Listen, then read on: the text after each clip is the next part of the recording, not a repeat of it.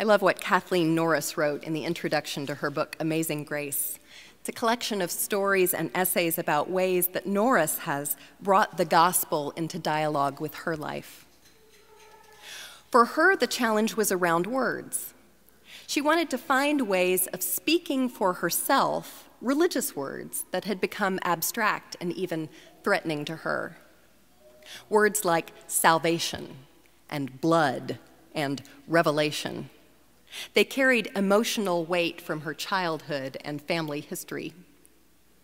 Norris says that even the word Christ had become inaccessible to her. It seemed like a code word Christians used when they couldn't think of anything else to say. Anyway, after 20 years away from the church, Norris set out to understand such words for herself and to reclaim her faith, scary vocabulary and all. She names her grandmother as a guide. Her grandmother was a woman of faith who was, as the saying would have it, no fool. I was an unruly child, Norris says, but one penetrating look from her, one sharp word, even an emphatic, exasperated, well, was enough to make me mind, to bring me back to myself and my right relation to others. I learned from her that this coming to my senses, this realigning of true relationship, might serve as a definition of living faith.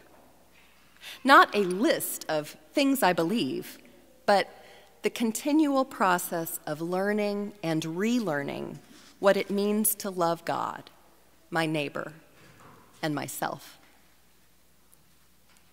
Norris found ways to understand the words of Christianity, not from a book or from an expert, but by speaking them for herself, in the presence of family and church, and Jesus Christ, whom she went back to meet and came to know, not as someone who lived once in Galilee, but as someone who lives now in all believers.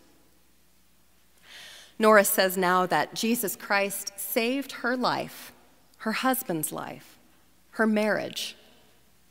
She can say it because she went back to learn and relearn what Jesus meant to her and how to love him, her neighbor, herself. Today's story invites us into that process, that continual process of learning and relearning who Christ is and what he means to us. We begin the journey in an empty tomb, encountering things that may frighten us, words that threaten, a commission we aren't sure we want. But we are also shown the way to one who has endured all things fearful and painful, who has triumphed over them, who has the ability to save us and to make us whole. Christ is waiting for us to meet him, waiting for us to help him change the world. And if that brings you more anxiety than joy today, it's okay. You can trust me when I say that you aren't alone. And besides, that's not the end of the story.